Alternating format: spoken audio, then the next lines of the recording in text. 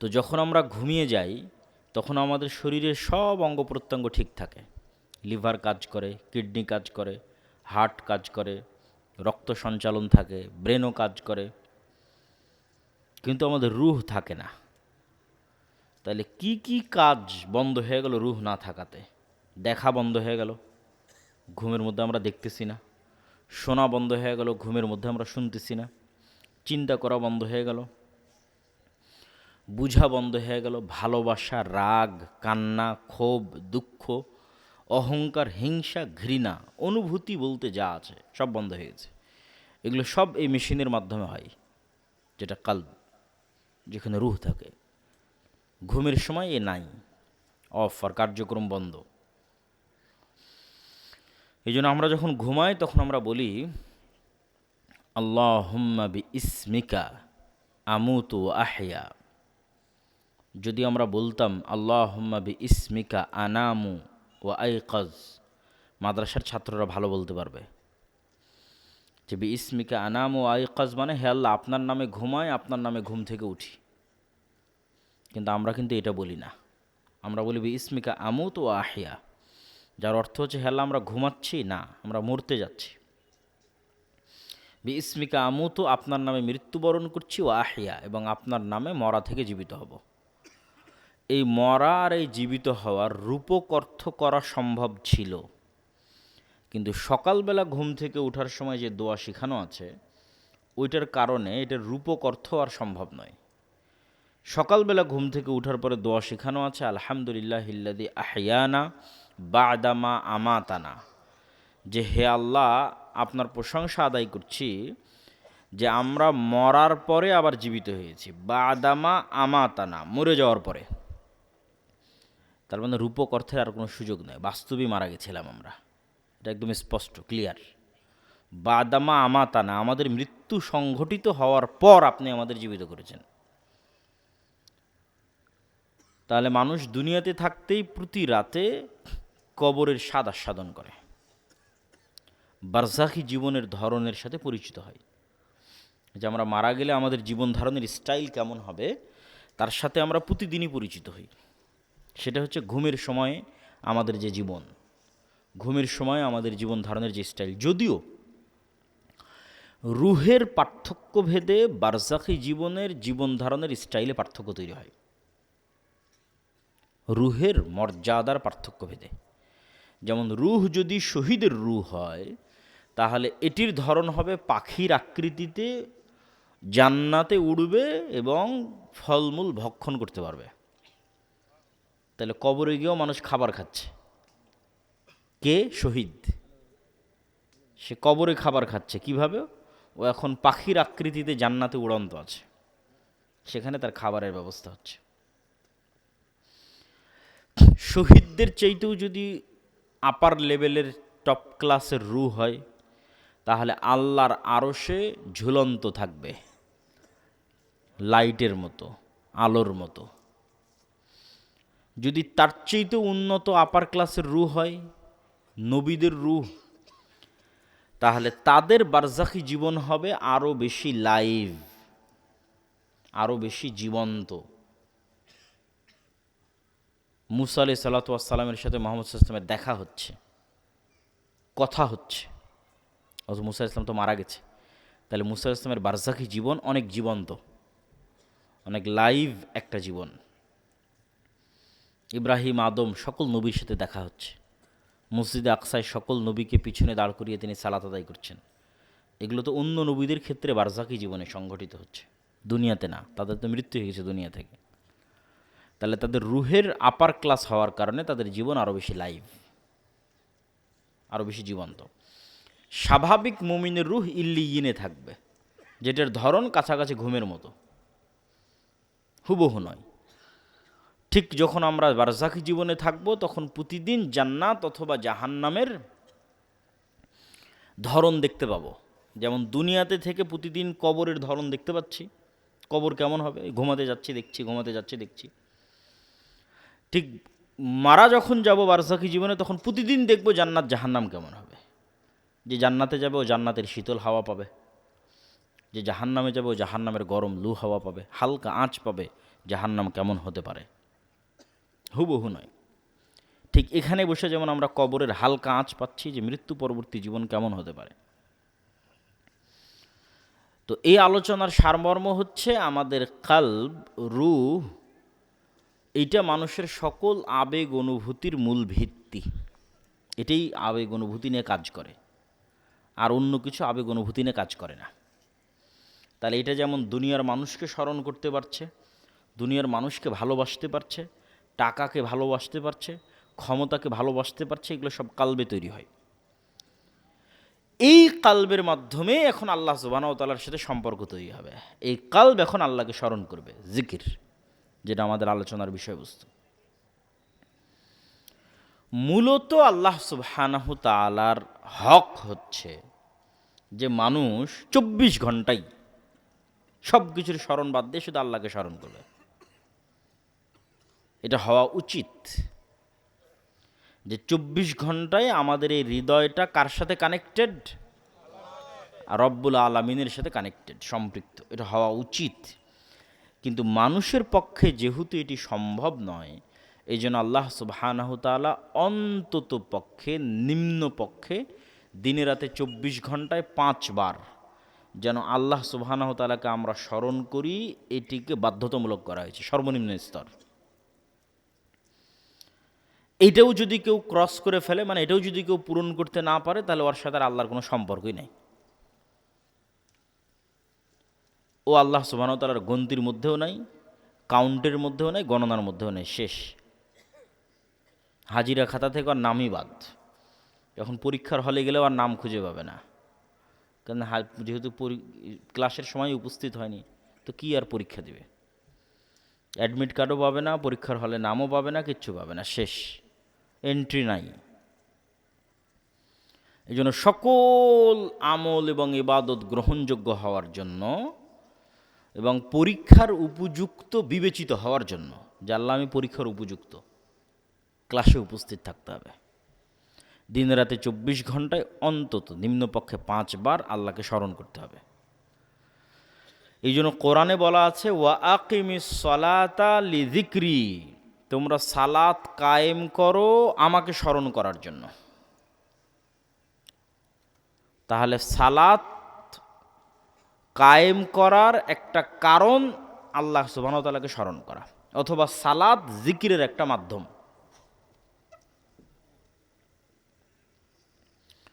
তো সালাত যে জিকিরের একটা মাধ্যম, এটার দুই একটা দলিল বলি যে সালাত জিকিরের মাধ্যম।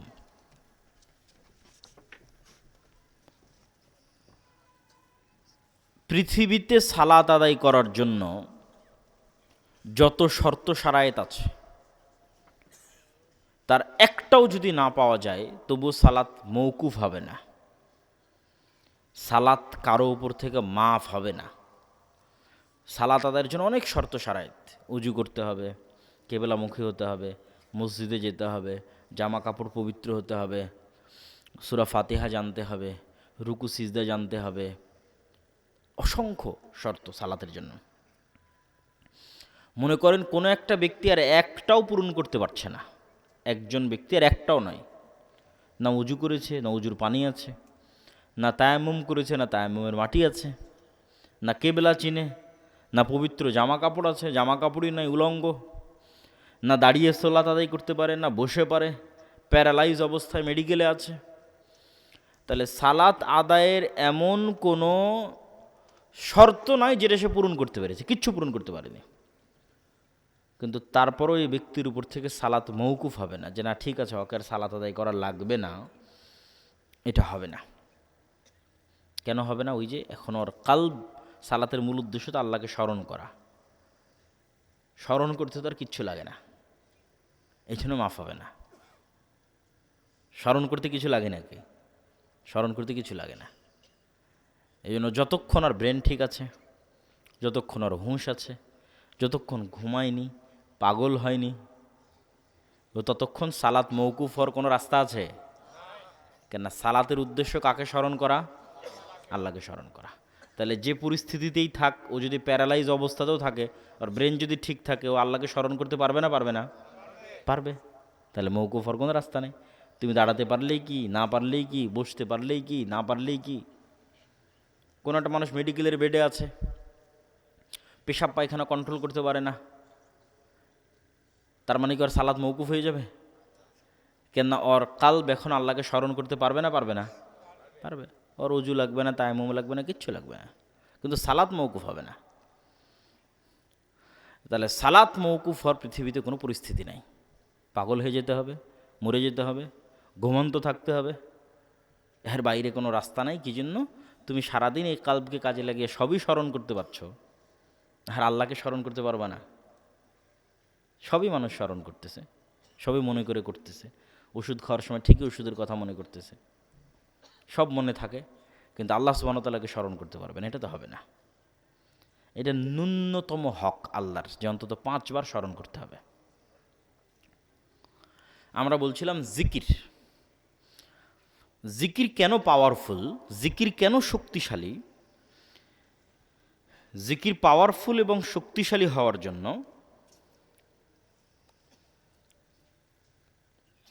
দুটা, আমি 2 মিনিট একটু সময় নেব। আসসালামু আলাইকুম ভাই, যে লোগোটা তো এখনো পেলাম না।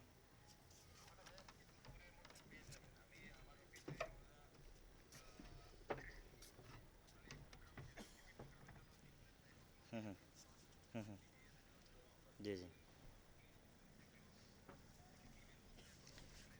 কালকে তো 3-4টা পর্ব মিস হয়ে যাবে। কালকে কালকে সকাল 10টা থেকে শুরু হবে। রাতের মধ্যে দিতে পারলে কালকে আমরা দিতে পারবো, কালকে যে 3-4টা পর্ব হবে। দিয়ে দেন, হ্যাঁ দিয়ে দেন, একটা দিলেই হলো, তাও অন্তত কাজটা হলো। দিয়ে দেন আমাকে।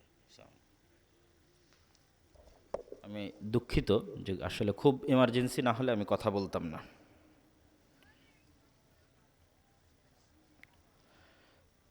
জিকির কেন শক্তিশালী, জিকির কেন পাওয়ারফুল, তা বোঝানোর জন্য আপনাদের দু একটা উদাহরণ দেই। জিকির পাওয়ারফুল এবং শক্তিশালী এটা বুঝতে হলে আপনাকে বুঝতে হবে সাউন্ড এবং আওয়াজ পাওয়ারফুল। সাউন্ড এবং আওয়াজ পাওয়ারফুল কেমনে বুঝবেন, এটাই বোঝানোর জন্য আমি চেষ্টা করব। এটাই আজকের বক্তব্যের মূল বিষয়। আপনাকে বুঝে যেতে হবে যে আওয়াজ পৃথিবীতে সবচেয়ে পাওয়ারফুল। এইটা বুঝতে পারলেই আপনি বুঝবেন জিকির কেন পাওয়ারফুল। আওয়াজ কি? এই যে আমি এখন বক্তব্য দিচ্ছি, এটা আওয়াজ। আপনার কাছে মনে হচ্ছে আমি বাংলায় বলতেছি, আপনি শুনতেছেন, কিন্তু আসলে এটা আওয়াজ। কেমনে আওয়াজ? এখানে যদি একটা চাইনিজ লোক বসে থাকে, ওর কাছে আমার বক্তব্য আওয়াজ না বক্তব্য? আওয়াজ। আর এখানে বসে যদি একটা চাইনিজ বক্তব্য দেয়, তাহলে ওর বক্তব্য বক্তব্য না আওয়াজ? তাহলে আলটিমেটলি আওয়াজ তৈরি হচ্ছে। আওয়াজের ভিন্নতার কারণে ভাষার ভিন্নতা, ভাষার ভিন্নতা আলটিমেটলি আওয়াজের ভিন্নতা। আওয়াজের একটা ফরম্যাট, আওয়াজের একটা ধরন। আমি বাংলা উচ্চারণ করতেছি, এটা আলটিমেটলি আওয়াজের একটা ধরন। এবার এটাই যখন আমি ইংরেজিতে উচ্চারণ করবো, আওয়াজ ভিন্ন হয়ে যাবে। মাই নেম ইজ আবদুল্লাহ, এটা একটা ভিন্ন আওয়াজ। আনা আবদুল্লাহ, এটা একটা ভিন্ন আওয়াজ। তাহলে আলটিমেটলি এগুলো আওয়াজ। তো ঠিক এই আওয়াজেরই এমন একটা ধরন আছে, যেই ধরনটা আমি যদি বলি এখন পিঁপড়ার আওয়াজ যদি আমি জানতাম, তাহলে আমি এখন ওই স্টাইলের আওয়াজটা উচ্চারণ করলে পিঁপড়াকে বলতে পারতাম, পিঁপড়া তুমি ডানে যাও। জাস্ট ওই আওয়াজটা উচ্চারণ হতে হবে, তাহলে পিঁপড়া কিন্তু ডানেই যাবে। কিন্তু ওই আওয়াজটা আমি জানি না, যে কোন ফরম্যাটের আওয়াজ পিঁপড়া বুঝবে আমি জানি না। কোন ফরম্যাটের আওয়াজ একটা মাছি, একটা মশা, একটা বাঘ, একটা ভাল্লুক, একটা গরু, ছাগল, পাখি বুঝবে, এটা আমি জানি না। কিন্তু প্রত্যেকেই ভিন্ন ভিন্ন ফরম্যাটের আওয়াজ বুঝে। এটার জ্ঞান আল্লাহ সুবহানাহু ওয়া তাআলা কাকে দিয়েছিলেন? একটু জোরে বলেন, আল্লাহ সুবহানাহু ওয়া তাআলা কাকে দিয়েছিলেন? সুলাইমান আলাইহিস সালাতু ওয়াস সালামকে দিয়েছিলেন।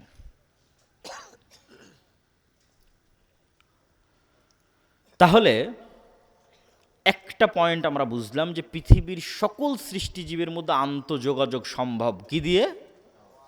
আওয়াজ দিয়ে। সকল সৃষ্টিজীবের মধ্যে আন্তঃযোগাযোগ সম্ভব আওয়াজ দিয়ে। এটা পৃথিবীর সবচেয়ে টপ প্রযুক্তি, যেটার ধারে কাছে বিজ্ঞানীদের পৌঁছা সম্ভব নয়। বিজ্ঞানীদের পৃথিবী টিকে আছে আলোর উপর ভিত্তি করে, যে টেকনোলজি তার উপর। আমি এখান থেকে কথা বলতেছি, এই যে এখনই ফোনে কথা বললাম, আমার কথাটা আলোর মধ্যে দিয়ে এই মোবাইলের মধ্যে গেছে, মোবাইল থেকে আলোর মধ্যে দিয়ে এটা টাওয়ার হয়ে ঢাকা চলে গেছে। এখন কথা বলতেছি, লন্ডনে বসে মানুষ শুনতেছে, এখন বাজতেছে আমার কথা এখান থেকে, এখন কেমনে লন্ডন যাচ্ছে, আওয়াজ আলো যাচ্ছে, যে আলোর সাথে যাচ্ছে। তাহলে আলো ডাটা ট্রান্সফার করে, পৃথিবী যেদিন সৃষ্টি হয়েছে ওই দিন থেকেই করে, মানুষ জানতো না, আজকে মানুষ জানতে পেরেছে। তাহলে আধুনিক প্রযুক্তি টিকে আছে আলোর মধ্যে, ডাটা ট্রান্সফার হয় তার উপরে টিকে আছে। আর আমরা বলতেছি এর চাইতেও এমন এক শক্তিশালী প্রযুক্তির কথা, যেটা আওয়াজ ভিত্তিক, যেটার ধারে কাছে বিজ্ঞানীরা নাই, যেটার কিছু জ্ঞান আল্লাহ কাকে দিয়েছিলেন আবার বলেন তো? সুলাইমান আলাইহিস সালামকে দিয়েছিলেন। সুলাইমান আলাইহিস সালাম একদিন বলছেন, রানী বিলকিসের সিংহাসনকে এখানে নিয়ে আসতে হবে, ইয়েমেন থেকে, সাবা থেকে জেরুজালেমে, ১,৫০০ কিলোমিটার পথ। তো ইফরিত নামক একজন জিন বলছে যে আপনি যেখানে বসে আছেন এই বসা থেকে উঠার পূর্বে সিংহাসন নিয়ে আসব। আল্লাযী ইনদাহু ইলমুম মিনাল কিতাব, কিন্তু যার কাছে কিতাবের জ্ঞান ছিল সে বলছে, যার কাছে কিতাবের জ্ঞান ছিল সে বলছে আপনার চোখের পলক পড়ার পূর্বে এখানে সিংহাসন উপস্থিত হবে। কোরআনের ধারা বিবরণীতে বোঝা যায় জিন নিয়ে আসতে চেয়েছে গায়ের শক্তিতে, আর যে চোখের পলকে নিয়ে আসতে চেয়েছে জিন কি মানুষটা কোরআনে উল্লেখ নাই, কিন্তু সে নিয়ে আসতে চেয়েছে জ্ঞানের শক্তিতে। আল্লাহ জিন্দাহ ইলমুম মিনাল কিতাব, যার কাছে কিতাবের জ্ঞান আছে, কোরআনের আয়াত। কি জ্ঞান? একজন গায়ের শক্তিতে নিয়ে আসবে বসা থেকে উঠার পূর্বে, আর একজন অর্চেদ স্পিডে নিয়ে আসবে চোখের পলকে জ্ঞানের শক্তিতে। তো মুফাসসিরগণ লিখেছেন, আল্লাহ সুবহানাহু ওয়া তাআলা ভালো জানেন, তবে অনেকগুলোর মধ্যে এটাও একটা হতে পারে, বরং এটার হওয়ার সম্ভাবনা চান্স বেশি। সেটা হচ্ছে সুলাইমান আলাইহিস সালাতু ওয়াস সালামের যিনি ওহী লেখক ছিলেন আসিফ, তিনি হচ্ছে ইনি যিনি যার কাছে কিতাবের জ্ঞান ছিল বলা হচ্ছে। আল্লাযী ইনদাহু ইলমুম মিনাল কিতাব, কি কিতাবের জ্ঞান ছিল? লাউহে মাহফুজের বিশেষ কোনো জিকিরের জ্ঞান ছিল, যেই জিকিরটা আল্লাহর জিকির, কিন্তু স্পেশাল কোনো জিকির, যেটা একটা সাউন্ড, যেটা একটা আওয়াজ, যেটা উচ্চারণ করার মাধ্যমে উনি চোখের পলকে সিংহাসনকে ওখান থেকে সুলাইমান আলাইহিস সালাতু ওয়াস সালামের নিকটে উপস্থিত করেছিলেন। তো আওয়াজ এই পৃথিবীর সকল সৃষ্টিজীবের মধ্যে আন্তঃযোগাযোগ এবং আন্তঃকানেক্টিভিটি তৈরি করতে পারে। তার আরও দুটো উদাহরণ নেন। আল্লাহ সুবহানাহু তাআলা আসমান জমিন, গ্রহ নক্ষত্র, সূর্য চন্দ্র, এগুলো সবকে কিয়ামতের পূর্ব মুহূর্তে ধ্বংস করে দিবেন। আর আল্লাহর প্রত্যেকটা কাজের একটা সিস্টেম আছে। আল্লাহ সব কাজ নিজেই করতে পারেন, কিন্তু তারপরেও তিনি সকল কাজের সিস্টেম তৈরি করেছেন। তো আল্লাহ এই পৃথিবী ধ্বংস করার সিস্টেম তৈরি করেছেন এটা, যে ইসরাফিল বাঁশিতে ফু দিবে এবং সেই বাঁশির আওয়াজে সব ভেঙে চূর্ণ বিচূর্ণ হয়ে যাবে। মানে সূর্য ওই বাঁশির আওয়াজটা বুঝতে পারবে যে এটা সে আওয়াজ, যে আওয়াজে ভেঙে যেতে হবে, সময় শেষ। চন্দ্র আসমান সব ওই আওয়াজ বুঝতে পারবে, যে আওয়াজে সব চূর্ণ বিচূর্ণ হয়ে যাবে। যেমন আজকের আলোর যে প্রযুক্তি, যেটার মধ্যে দিয়ে আমার বক্তব্য লাইভ যাচ্ছে, আপনারা ফোনে কথা বলতেছেন, ইন্টারনেট চলতেছে, এই আলোর প্রযুক্তি বা ওয়েভ বা তরঙ্গ ব্যবহার করে ইসরায়েল ইরান এবং হামাসের নেতা এবং বিজ্ঞানীদের হত্যা করতেছে। কিভাবে? এই মোবাইলটা যদি এখন নেটওয়ার্কের সাথে কানেক্টেড থাকে, এবং ইন্টারনেট থাকে, তাহলে ইসরায়েল চাইলে এই মোবাইলকে এখানে বিস্ফোরণ ঘটাতে পারবে, আমার হাতে এখন বিস্ফোরণ হবে এখানে। এভাবেই সবার নিজ নিজ বাড়িতে পকেটে মোবাইলে বিস্ফোরণ হয়ে গেছে। কিভাবে? এই মোবাইল ওয়েভ রিসিভ করে, কেন এটা আলোর তরঙ্গ নিয়েই তো কাজ করতেছে, কথা রিসিভ করতেছে, কথা বের করতেছে, আলোর তরঙ্গ, ওয়েভ। তাহলে এমন এক প্রকার ওয়েভ তারা আবিষ্কার করেছে, যে ওয়েভ ছাড়লে, কোনো নির্দিষ্ট মোবাইলকে টার্গেট করে ছাড়তে পারলে, কোনো নির্দিষ্ট এরিয়াকে টার্গেট করে ছাড়তে পারলে, যেখানে যেখানে ওই মোবাইলে ওয়েভ রিসিভ করবে, মোবাইল ফেটে বিস্ফোরিত হয়ে যাবে। তাহলে আল্লাহ সুবহানাহু ওয়া তাআলা আসমান জমিন ধ্বংস করার সিস্টেম তৈরি করেছেন কিসের উপর? জোরে বলেন তো, কিসের উপর? আওয়াজ, ইসরাফিলের বাঁশির আওয়াজ।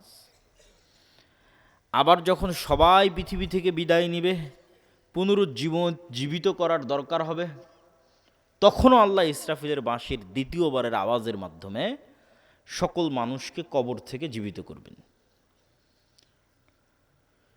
আওয়াজ যে শক্তিশালী এবং তার পাওয়ারফুল, তার আর একটা উদাহরণ নেন। হাফেজ সাহেব যে কোরআন তেলাওয়াত করতেছিল, ওর মধ্যেও আছে এই আয়াত, ইউসাব্বিহু লিল্লাহি মা ফিস সামাওয়াতি ওয়া মা ফিল আরজ। আসমান জমিন এবং তার মধ্যে যা কিছু আছে, তার সকল কিছু 24 ঘন্টা আল্লাহর তাসবিহ পাঠ করে। তো তাসবিহ পাঠের আওয়াজ হয় না? আওয়াজ হয়। শুনতে পাই না কেন? আপনি কি আপনার আশেপাশে চলা পিঁপড়ার আওয়াজ শুনতে পাচ্ছেন? শুনতে পাচ্ছেন না। এরকম আশেপাশে অসংখ্য কিছুর আওয়াজ আপনি শুনতে পান না, অসংখ্য কিছুর। প্রত্যেক সৃষ্টিজীবকে আল্লাহ এক একটা লিমিটেশন দিয়ে তৈরি করেছে, এক একটা সীমাবদ্ধতা দিয়ে তৈরি করেছে, এক একজনের এক এক জগৎ, এবং খুবই সীমাবদ্ধ জগৎ। আপনি আমাকে যেভাবে দেখতেছেন, এইভাবে কুকুর আমাদের দেখে না। যে আমি আব্দুল্লাহ, আমার চেহারা এরকম, আমার দাড়ি এরকম, আমি এতটুকু লম্বা, আমি এতটুকু মোটা, চেহারা দেখে চিনবেন এটা আব্দুল্লাহ, এটা কুকুর চিনতে পারে না। যে চেহারা দেখে চিনবে, ও গন্ধ দেখে চিনে যে এটা আব্দুল্লাহর গন্ধ, এটা অমুকের গায়ের গন্ধ, এটা অমুকের গন্ধ। তো ওকে আল্লাহ সুবহানাহু ওয়া তাআলা চিনার ক্ষমতা দিয়েছে, সূক্ষ্মতা দিয়েছে গন্ধে, মানুষের চেয়ে 10,000 গুণ। মানুষের তৈরি যন্ত্র ওই মানের গন্ধ ধরতে পারবে না। এটা ক্যান্সার সেলের কি গন্ধ হয় মানুষ তো জানেই না, যন্ত্রও জানে না, বিজ্ঞানীরাও জানে না, ওটাও কুকুর ধরতে পারে। ভাইরাস, করোনা ভাইরাসের মতো গন্ধ, ওটা মানুষ কই পাবে করোনা ভাইরাসের গন্ধ? আর বিজ্ঞানীরা কোথায় পাবে করোনা ভাইরাসের গন্ধ? ওটাও কুকুর পায় করোনা ভাইরাসের গন্ধ। তাহলে গন্ধে এত সূক্ষ্ম। তাহলে আপনি হাজারো জিনিস নাকে নিয়ে বলবেন যে না, এটার তো কোনো গন্ধ নাই, আমার হাতে এখন কোনো গন্ধ নাই, এটাতে কোনো গন্ধ নাই। তাহলে আসলেই গন্ধ আছে না নাই এটা তো আপনিই জানেন না, কেননা আপনার ওই লেভেলের গন্ধ গ্রহণের ক্ষমতা আল্লাহ দেয়নি। তাহলে আপনার আশেপাশে পিঁপড়া চলতেছে, আর চলার আওয়াজ আছে, ওই আওয়াজ আবার আর এক প্রাণী বুঝতে পারে, 10 কিলোমিটার দূরে থাকা হাতিও বুঝতে পারবে যে এখানে একটা পিঁপড়া চলতেছে, যাদেরকে আল্লাহ এরকম শ্রবণের সূক্ষ্মতা দিয়েছে। তাহলে এই প্যান্ডেলও তাসবিহ পাঠ করতেছে, এই চেয়ারও তাসবিহ পাঠ করতেছে, আমাদের জামা কাপড়ও তাসবিহ পাঠ করতেছে, আশেপাশে যা দেখছেন সব তাসবিহ পাঠ করতেছে, এবং প্রত্যেক তাসবিহ পাঠের কি হচ্ছে? আর একটু জোরে বলেন, কি হচ্ছে? আওয়াজ হচ্ছে। এই পর্যন্তই শেষ নয়, এর চাইতে আশ্চর্য হচ্ছে, রাসূলুল্লাহ সাল্লাল্লাহু আলাইহি ওয়াসাল্লাম বলছেন, মুয়াজ্জিন যখন আজান দেয়, তখন যতদূর পর্যন্ত তার আজানের আওয়াজ যায়, ততদূর পর্যন্ত সকল সৃষ্টিজীব, কীট পতঙ্গ, পঙ্গপাল, জীব জন্তু, জানোয়ার সব বুঝে যে এটা আজানের আওয়াজ। আল্লাহু আকবার, আল্লাহু আকবার, এটা বুঝে এটার পক্ষে কিয়ামতের মাঠে সাক্ষী দিবে। আল্লাহু আকবার। তাহলে ওরা যেমন 24 ঘন্টা তাসবিহ পাঠ করতেছে, আওয়াজ তৈরি করতেছে, তেমন তাসবির আওয়াজটা ওরা কি করে? বোঝে। অন্য কোনো আওয়াজ বুঝুক আর না বুঝুক, তাসবিহের আওয়াজ বুঝে। তাহলে অনেকগুলো পয়েন্ট আপনাদের সামনে দাঁড় করালাম শুধু এটা বুঝাতে যে আওয়াজ খুবই শক্তিশালী কিছু, আওয়াজ খুবই পাওয়ারফুল কিছু। এবার বুঝেন যে কারি সাহেব যে কোরআন তেলাওয়াত করতেছিল, তো কোরআন কার আওয়াজ? একটু বলেন, কার আওয়াজ? আল্লাহর আওয়াজ। কোরআন কার সাউন্ড? আল্লাহর সাউন্ড। কোরআন কার শব্দ? কার বাক্য? আল্লাহর বাক্য। এই জন্য মুসা আলাইহিস সালাতু ওয়াস সালামের কাছে যে লাঠি আছে, ছিল মুজিজার, ওটার চেয়েতেও পাওয়ারফুল জিনিস আল্লাহ উম্মতে মুহাম্মাদিকে দিয়েছে, সেটা হচ্ছে কোরআন। কেন? কোরআন স্বয়ং কার আওয়াজ? আল্লাহর নিজের আওয়াজ। সবচেয়ে শক্তিশালী জিনিস উম্মতে মুহাম্মাদের কাছে আছে। কেন? আগে আমরা প্রমাণ করে ফেলেছি পৃথিবীতে সবচেয়ে পাওয়ারফুল হচ্ছে আওয়াজ। তাহলে আওয়াজের মধ্যে সবচেয়ে পাওয়ারফুল আওয়াজ কার হবে? আল্লাহর নিজের হবে। তাহলে এর চেয়ে শক্তিশালী আর কিছু আছে পৃথিবীতে? এর চেয়ে শক্তিশালী আর পৃথিবীতে কিছু নাই। এই জন্য তাজবিদের গুরুত্ব আছে। হাফেজ সাহেবও বলছিলেন তাজবিদ ঠিক করার কথা। কেন? আপনার পড়াটা যখন মুহাম্মদ সাল্লাল্লাহু আলাইহি ওয়াসাল্লামের পড়ার মতো হবে, তখন আপনার আওয়াজটা যখন মুহাম্মদ সাল্লাল্লাহু আলাইহি ওয়াসাল্লামের আওয়াজের মতো হবে, আওয়াজের যে ফরম্যাট, তখন এটা জিবরাইল আলাইহিস সালাতু ওয়াস সালামের মতো হবে। আর যখন আপনার আওয়াজটা জিবরাইল আলাইহিস সালাতু ওয়াস সালামের মতো হবে, তখন এটা লাউহে মাহফুজের মতো হবে। আপনার আওয়াজটা লাউহে মাহফুজের মতো হবে, তখন এটা আল্লাহ সুবহানাহু ওয়া তাআলার যে আওয়াজ, সে আওয়াজের সাথে মিলে যাবে। লাউহে মাহফুজ থেকে জিবরাইল নিয়েছে, জিবরাইল থেকে মুহাম্মদ সাল্লাল্লাহু আলাইহি ওয়াসাল্লাম নিয়েছে, মুহাম্মদ সাল্লাল্লাহু আলাইহি ওয়াসাল্লাম থেকে সাহাবীরা, তাবিরা, তারপরে আমরা। এই জন্য তাজবিদের গুরুত্ব আছে। আওয়াজটা যেন হুবহু এরকম হয়, যাতে লাউহে মাহফুজের সাথে মিলে যায়। আওয়াজের ধরন, উচ্চারণের স্টাইল লাউহে মাহফুজের সাথে যাতে মিলে যায়, এই জন্য তাজবিদের গুরুত্ব আছে। কোরআন অর্থ জানা জরুরি, বোঝা জরুরি, জ্ঞান অর্জন করতে হবে। শুধু সাউন্ডের মধ্যে সীমাবদ্ধ থাকলে হবে না, কেননা কোরআনের শিক্ষাও তার মুজিজা। কিন্তু কেউ যদি কোরআন নাও বুঝে, কোরআন নাও জানে, তবুও শুধু কোরআনের আওয়াজ দিয়ে, কোরআনের উচ্চারণ দিয়ে সে কোরআনের সকল বরকতই লাভ করতে পারবে। কোরআনের সকল বরকত, সকল রহমত তার জীবনে, তার ব্যবসা বাণিজ্যে, তার বাড়িতে, সকল ক্ষেত্রে শুধু এই আওয়াজ দিয়েও উপকার লাভ করা সম্ভব। তাহলে আমরা বলছিলাম জিকির, সর্বশ্রেষ্ঠ জিকির তাহলে কোরআন। সর্বশ্রেষ্ঠ জিকির তাহলে কি? কোরআন। আশা করি বুঝে গেছেন যে সর্বশ্রেষ্ঠ জিকির কোরআন। এবার আসি জিকির দোয়ার চেয়েও শ্রেষ্ঠ। দোয়া করাও ইবাদত, কিন্তু দোয়া করার চেয়েও শ্রেষ্ঠ ইবাদত হচ্ছে জিকির। কারণ হচ্ছে যে এই প্যান্ডেলের, এই আসমান জমিনের, এই গাছপালার, এই জীবজন্তুর আল্লাহর কাছে কোনো চাওয়া আছে? আল্লাহর কাছে কোনো চাওয়া নাই। ফেরেশতাদের আল্লাহর কাছে কোনো চাওয়া আছে? নাই। ফেরেশতারা যদি দোয়া করে, তাও এটা মুমিন মুসলমানদের জন্য দোয়া করে, ওদের নিজেদের জন্য কোনো চাওয়া নেই।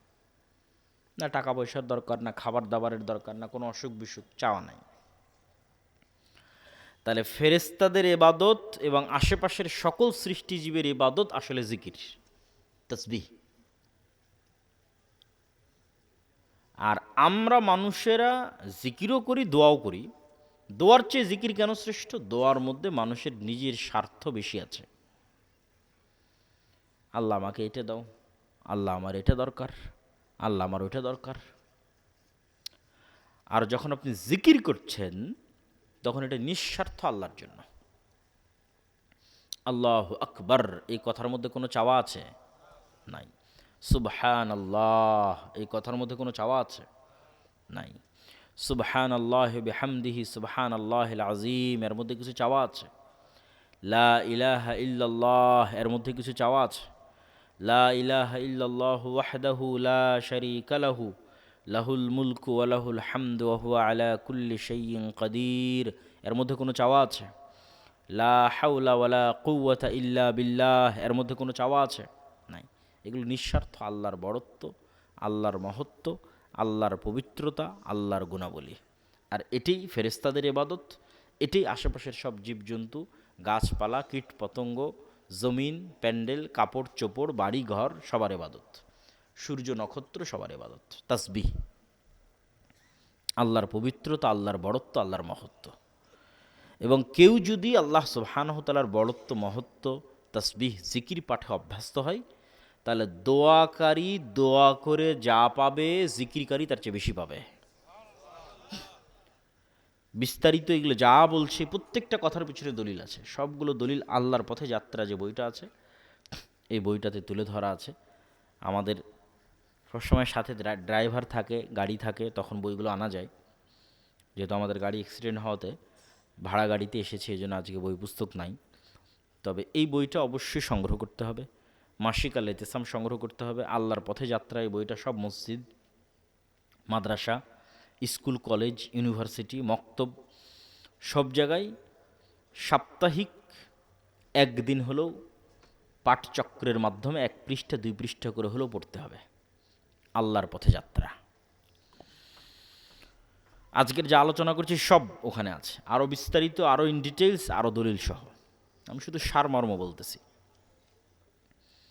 তাও পুরো বইয়ের একটা অধ্যায়ের আলোচনার সারমর্ম বলতেছি, সব অধ্যায়ের নয়। জিকির। আল্লাহ সুবহানাহু তাআলা মূসা আলাইহিস সালাতু ওয়াস সালামকে মোজেজার লাঠি দিলেন, হাত দিলেন, যেই হাত বগলের মধ্যে থেকে বের হলে জলজল করবে। জিহ্বায় তোতলামি ছিল, সেই তোতলামি ভালো করে দিলেন। ভাইকে সাথে দরকার ছিল, ভাইকে সাথে দিয়ে দিলেন। সব কিছু দেওয়ার পর আল্লাহ সুবহানাহু তাআলা বলতেছেন, ওয়ালা তানিয়া ফি জিক্রি, তুমি আমাকে স্মরণ করতে ভুলিও না। তো আল্লাহ সুবহানাহু তাআলা যে স্মরণ করতে ভুলতে নিষেধ করলেন, এর কারণটা কি? এর কারণ হচ্ছে, কল্পনা করেন যে মুহাম্মদ সাল্লাল্লাহু আলাইহি ওয়াসাল্লাম 1 সপ্তাহ যাবৎ সালাত আদায় করেনি, আল্লাহ সুবহানাহু ওয়া তাআলাকে স্মরণ করেনি। সালাত তো আল্লাহকে স্মরণ করার একটা মাধ্যম, আমরা আগেই বলেছি। সালাতও আদায় করেনি, জিকিরও করেনি। 1 সপ্তাহ 10 দিন পার হয়ে গেছে। এখন আজকে মূসা আলাইহিস সালাতু ওয়াস সালাম লাঠি ছাড়ছে, লাঠি আর সাপ হয় না। বগল থেকে হাত বের করছে, হাত আর জলজল করে না। কেন? সব ডিঅ্যাক্টিভেট হয়ে গেছে, ফাংশন যা ছিল সব ডিঅ্যাক্টিভেট। কেন ডিঅ্যাক্টিভেট? এই কালব মূল জায়গা থেকে ডিসকানেক্টেড হয়ে গেছে। যেটার সাথে কানেক্টেড থাকার মাধ্যমে এগুলো অ্যাক্টিভেট থাকবে, ওই কানেকশানই নাই, নেটওয়ার্কই বিচ্ছিন্ন। তাহলে কিভাবে আর বাকিগুলো কাজ করবে? বাকিগুলো তো কাজ করবে না। বাকি ফাংশনগুলো তখনই অ্যাক্টিভেট থাকবে যখন মূসা আলাইহিস সালামের নিজের কালব আল্লাহ সুবহানাহু ওয়া তাআলার সাথে সালাত এবং জিকিরের মাধ্যমে কানেক্টেড থাকবে। আল্লাহু আকবার। এটা আল্লাহ কোরআনে বলেছে, ওয়ালা তানিয়া ফি জিক্রি, যে সব ঠিক থাকবে যদি তুমি আমার সাথে সম্পৃক্ত থাকো। আমার সাথে সম্পর্ক নাই তো আর কোনো কিছুর কোনো বেল নাই, কোনো দাম নাই। মূসা আলাইহিস সালাতু ওয়াস সালাম এর মতো নবীর ক্ষেত্রে জিকির, আল্লাহ সুবহানাহু ওয়া তাআলার সাথে কানেক্টেড থাকার এত গুরুত্ব। জিকির এবং সালাত এই দুই আলোচনার প্রথম অংশ জিকির। জিকিরের ক্ষেত্রে সর্বশ্রেষ্ঠ সময় হচ্ছে সকাল সন্ধ্যার জিকির। সন্ধ্যার জিকির মানে কি? মাগরিবের আগে না মাগরিবের পরে? কে বলতো?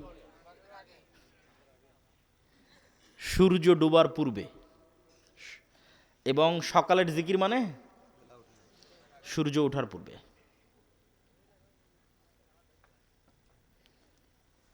আল্লাহ সুবহানাহু ওয়া তাআলা কোরআন মাজিদে বলছেন, ক্বাবলা তুলুইশ শামসি ওয়া ক্বাবলা গুরুবিহা, সূর্য ওঠার পূর্বে, সূর্য ডুবার পূর্বে। স্পেশাল টাইম জিকিরের। এবং ভিন্ন ভিন্ন শব্দে আল্লাহ কোরআনে বলেছে, বিল আশি ওয়াল ইবকার, বিল গুদুবি ওয়াল আসাল, বুকরাতাও ওয়া আসিলা, এগুলো সব কোরআনের শব্দ। আর প্রত্যেকটাতেই বলা হচ্ছে তোমরা সকালে সন্ধ্যায় জিকির করো, সকালে সন্ধ্যায় জিকির করো, সকালে সন্ধ্যায় তাসবিহ পাঠ করো, সকালে সন্ধ্যায় তাসবিহ পাঠ করো। জাকারিয়া আলাইহিস সালাতু ওয়াস সালাম কুল্লামা দাখালা আলাইহা জাকারিয়াল মিহরাব ওয়াজাদা ইনদাহা রিজকা ক্বালা ইয়া মারইয়ামু আন্না লাকি হাযা ক্বালাত হিয়া মিন ইনদিল্লাহ ইন্নাল্লাহা ইয়ারযুকু মান ইয়াশা বিগাইরি হিসাব। যখনই জাকারিয়া আলাইহিস সালাতু ওয়াস সালাম মারিয়ামের নিকটে যান, দেখেন যে অসময়ের ফলমূল, অসময়ের রিজিক। বলেন মারিয়াম এগুলো সব কোথায় থেকে এসেছে? বললেন আল্লাহর পক্ষ থেকে এসেছে। আল্লাহ যাকে ইচ্ছা তাকে বেহিসাব রিজিক দান করতে পারেন। হুনালিকা দাআ জাকারিয়া রব্বাহ, ওখানেই জাকারিয়া আলাইহিস সালাতু ওয়াস সালাম সালাতে দাঁড়িয়ে গেলেন আল্লাহকে এটা বলতে যে আল্লাহ, আমার যদি এরকম একটা সন্তান হতো, আমি তো বৃদ্ধ, স্ত্রী তো বন্ধে, কিন্তু মনের স্বাদ। আল্লাহ সুবহানাহু ওয়া তাআলা সাথে সাথে তাকে সুসংবাদ দিলেন যে তোমার সন্তান হবে, তার নাম ইয়াহিয়া। তখন আল্লাহ সুবহানাহু ওয়া তাআলাকে জাকারিয়া আলাইহিস সালাতু ওয়াস সালাম বলতেছেন যে তার বিশ্বাস হয় না, কিভাবে সন্তান হবে, আলামত বলেন। আয়াতুহা আল্লাহ তুকাল্লিমান নাসা, তোমার যে সন্তান হবে এটার আলামত হচ্ছে, চিহ্ন হচ্ছে মুখ বন্ধ, কোনো মানুষের সাথে কোনো কথা নাই। এটা একটা সিয়াম, এটা একটা রোজা। আমরা 3 নাম্বার আলোচনা করব, সিয়াম বা রোজা, বিরত থাকা। মারিয়াম আলাইহিস সালাতু ওয়াস সালাম যখন ঈসা আলাইহিস সালাতু ওয়াস সালামকে কোলে করে লোকালয়ে আসলেন, মানুষজন ওনাকে জিজ্ঞেস করছে ছেলে কীভাবে হলো? উনি বলছেন ইন্নী নাযারতু লির রহমানি সাওমা ফালান উকাল্লিমাল ইয়াউমা ইনসিয়া, আমি আল্লাহর নামে আজকে সিয়াম রেখেছি, এই জন্য আজকে কথা বলবো না। শাব্দিক অনুবাদ করতেছি। তাহলে সিয়াম মানে বিরত থাকা, মানে আল্লাহর নামে আজকে মুখ বন্ধ করেছি, ফলত আজকে আমি আর কোনো কথা বলবো না। তারপরে উনি ওনার বাচ্চার দিকে ইশারা করলেন, ওটা ভিন্ন ঘটনা। ঠিক জাকারিয়া আলাইহিস সালাতু ওয়াস সালামকে আল্লাহ বলছেন মুখ বন্ধ, সিয়াম চলবে মুখের। আর কি চলবে? যেমন দুনিয়ার কোনো মানুষের সাথে কোনো প্রকারের কথা হবে না, সব কথা বন্ধ, ঠিক তার বিপরীতে তোমার মুখ দিয়ে সকালে সন্ধ্যায় শুধু আল্লাহর জিকির উচ্চারিত হবে, আল্লাহু আকবার। এটাই আলামত। আল্লাহ কোরআনের মধ্যে বলছে যে তোমার সন্তান হবে, আর আলামতই হচ্ছে দুনিয়ার সব অপ্রয়োজনীয় কথা বাদ, আর শুধু মুখ ব্যবহৃত হবে সকালে সন্ধ্যায় আল্লাহর জিকিরে। স্পেশাল টাইম সকাল সন্ধ্যা, সকাল সন্ধ্যার জিকির। সকাল সন্ধ্যার জিকির দিয়ে পৃথিবীর এমন কোনো অসম্ভব নাই যা সম্ভব করা সম্ভব নয়, এমন কোনো অসম্ভব নাই যা সম্ভব করা সম্ভব নয় জিকির দিয়ে, বিশেষ করে সকাল সন্ধ্যার জিকির দিয়ে। সালাতের কিছু আলোচনা তো জিকিরের সাথে আমরা সম্পৃক্ত এবং কানেক্টেড করে ফেলেছি। শুধু এতটুকু বলি যে সালাত 7 আসমানে থাকা রব্বুল আলামিনের সাথে জমিনে থাকা আল্লাহর সৃষ্টি মানুষের মধ্যে লাইভ কানেক্টেড হওয়ার একমাত্র প্রযুক্তি।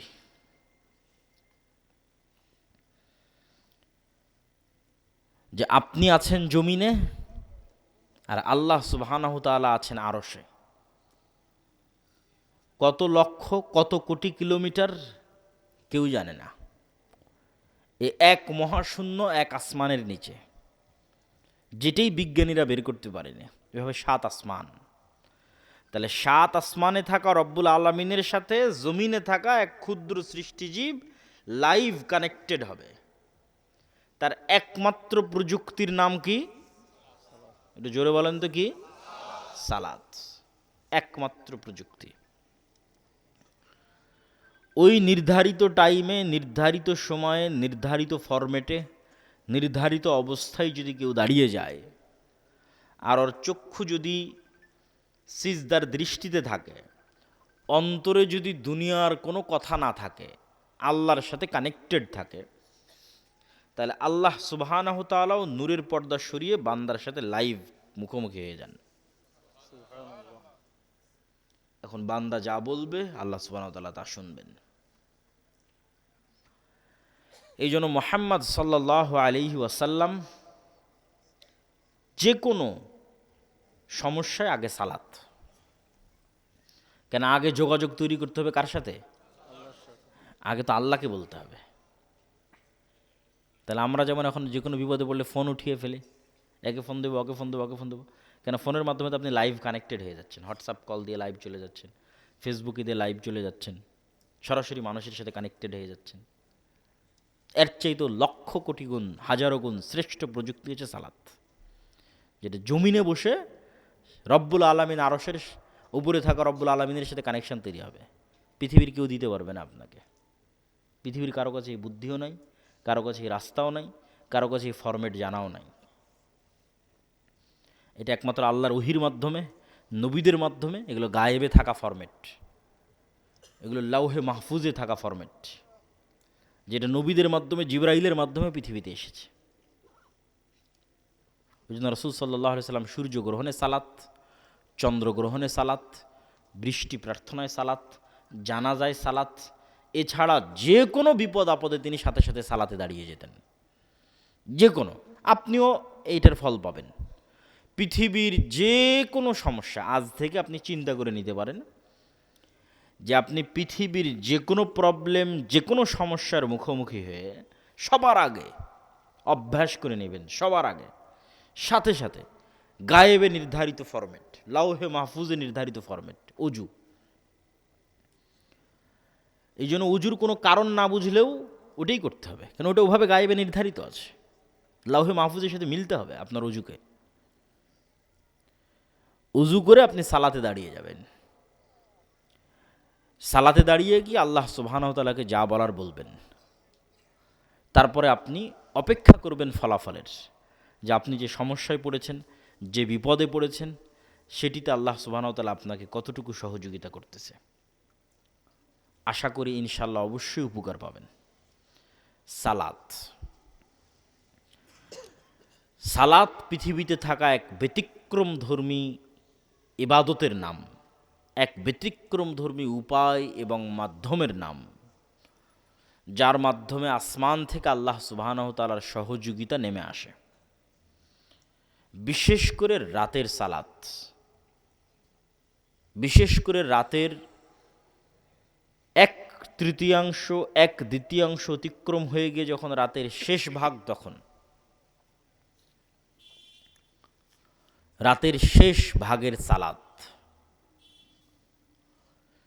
রাসূলুল্লাহ সাল্লাল্লাহু আলাইহি ওয়াসাল্লামকে আল্লাহ সুবহানাহু ওয়া তাআলা বলছেন, ফাতাহাজ্জাদ বিহি নাফিলাতাল লাক আসা আন ইয়াবআসাকা রাব্বুকা মাকামাম মাহমুদা। হে মুহাম্মদ সাল্লাল্লাহু আলাইহি ওয়াসাল্লাম, আল্লাহ আপনাকে মাকামাম মাহমুদ দিতে চাই, সর্বশ্রেষ্ঠ স্থান দিতে চাই কিয়ামতে। এই সর্বশ্রেষ্ঠ স্থান পাওয়ার সিক্রেট হচ্ছে আপনাকে রাতের সালাত আদায় করতে হবে। বদরের যুদ্ধের আগের রাতে মুহাম্মদ সাল্লাল্লাহু আলাইহি ওয়াসাল্লাম রাতের সালাতে দাঁড়িয়ে আছেন, লম্বা রাতের সালাত। আবু বকর রাদিয়াল্লাহু তাআলা আনহু ক্লান্ত হয়ে মুহাম্মদ সাল্লাল্লাহু আলাইহি সাল্লামকে বলছেন, কাফাকা মুনাশাদাতাকা রব্বাক। আরে আপনি তো নবী, এত রাতের সালাত লম্বা আদায় করা লাগে? কিন্তু আবু বকরের চেয়েও মুহাম্মদ সাল্লাল্লাহু আলাইহি ওয়াসাল্লাম ভালোভাবে জানেন যে আগামীকাল বদরের যুদ্ধে আল্লাহর সাহায্য ছাড়া উনি জিততে পারবে না। এটা উনি আবু বকরের চেয়ে ভালো জানেন।